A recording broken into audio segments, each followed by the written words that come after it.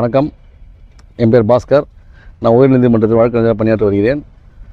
கடந்த 14/11/2025 அன்று வசந்தராஜ் என்கிறவர் பெருங்குடியில் இருக்கார். அவர் என்ன பண்ணுறாரு, ஒரு அம்பத்தூர் எஸ்டேட்டில் பிஓடைய கார் டீலர் குன்னுண்டாய் அந்த கார் ஷோரூமில் போய்ட்டு 50 லட்ச ரூபா கட்டி ஒரு காரை பர்ச்சேஸ் பண்ணுறாரு. பர்ச்சேஸ் பண்ணும்போது அவங்க ஃபுல்லாக அமௌண்ட்டு பெய்ட் பண்ணுறாரு. அதுக்கப்புறம் கார் டெலிவரிக்காக அன்றைக்கி போகிறாரு. 14/11/2025 அன்றைக்கி போகிறார். நவம்பர் 14 போகிறாரு. ஃபேமிலி காலையிலே போய்ட்டு ஒரு 10 மணிக்கு உட்காராங்க. ஈவினிங் வரையும் வெயிட் பண்ண சொல்கிறாங்க. ஆனால் ஈவினிங் வரையும் காரே வரல. அதுக்கப்புறம் அந்த ஆர்டிஓவில் போய்ட்டு ரிஜிஸ்ட்ரேஷன் பண்ணி வரணும்னு சொல்லி வெயிட் பண்ணிட்டு இருந்தாங்க. ஆர்டிஓவில் போய்ட்டு ரிஜிஸ்ட்ரேஷன் பண்ணிட்டு வரும்போது அங்கே ஸ்காட்சஸ்ஸு ஒரு டஸ்ட்டாக இருந்தது காரு. இவர் ஸ்காட்சஸ் டஸ்ட்டாக இருக்குது, இந்த கார் எனக்கு தேவையில்லை, நான் 50 லட்சம் கொடுத்து கார் வாங்குறேன், எனக்கு இதுக்கு ஸ்காட்சஸ் காரும் இது டஸ்ட்டான காருன்னு சொல்ல உடனே அவங்க என்ன பண்ணுறாங்க, கொஞ்சம் வெயிட் பண்ணுங்கன்னு சொல்லிட்டு காரை வாஷ் பண்ணி எடுத்து வராங்க. காரை வாஷ் பண்ணி எடுத்து வரதுக்கு தெரியுது அந்த கார் ஏகப்பட்ட ஸ்காட்சஸ் இருக்குது. அது இல்லாமல் ஒரு டோரை ஃபுல்லாகவே மாற்றிருக்காங்க. இவருக்கு சந்தேகம் கேட்குறாரு, ஏன் அந்த டோரை மாற்றி கேட்கறதுக்கு, அந்த டோர் சரியாக லாக் ஆகலை சார், அதனால் புது காரோட டோர் போட்டிருக்கான்றாரு. இவர் உடனே என்ன பண்ணுறாரு, இந்த மாதிரி நான் டிஃபெக்டிவ் கார் நான் 50 லட்சம் பணம் கொடுத்துட்டு நான் எதுக்காக டிஃபெக்டிவ் கார் வாங்கணும்னு சொல்லிட்டு காரை வாங்க மறுக்கிறாரு. அப்புறம் அவங்க சமாதானப்படுத்தி அனுப்புகிறாங்க. அதுக்கப்புறம் நேராக இந்த கிளைண்ட் நேராக என்கிட்ட வந்தார். என்கிட்ட வந்தோன்னா நாங்கள் என்ன பண்ணுறோம், திருவள்ளூர் நுகர்வோர் நீதிமன்றத்தில் வழக்காக தாக்கல் பண்ணுறோம்.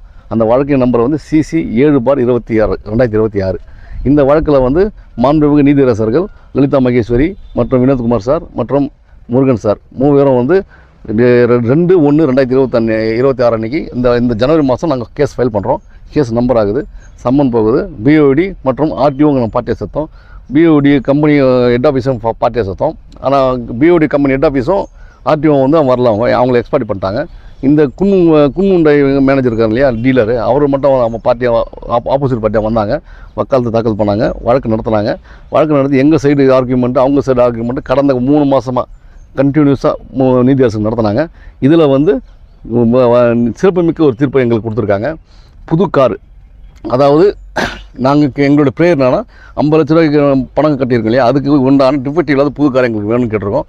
அதுக்கும் அவங்க ஆர்டர் போட்டாங்க. புது காரை கொடுக்கணும், 6 வார காலத்தில் புது காரை எங்களுக்கு கொடுக்கணும் போட்டிருக்காங்க. அதுக்கப்புறமா அப்படி கொடுக்க முடியலைன்னா நாங்கள் ரீஃபண்ட் கேட்டிருந்தோம். எங்கள் ஃபுல் பேமெண்ட்டையும் 12% இன்ட்ரெஸ்ட்டோட ரீஃபண்ட் கேட்டிருந்தோம். நீதியரசர் என்ன பண்ணியிருக்காங்க, 9% இன்ட்ரெஸ்ட்டோட முழு பணத்தையும் கொடுக்கணும்னு ஆர்டர் போட்டிருக்காங்க. என்னுடைய மன உளைச்சலுக்கு ஃபேமிலியோட மன உளைச்சல் பண்ணாங்க, காருக்கு இவ்வளோ பிரச்சனை பண்ணாங்கன்னு சொல்லிட்டு மன உளைச்சலுக்காக ஒரு 50 லட்சம் கேட்டிருந்தாங்க. அந்த 50 லட்சத்துக்கு ஒரு 1 லேக் அவங்க அப்ரூவ் பண்ணியிருக்காங்க.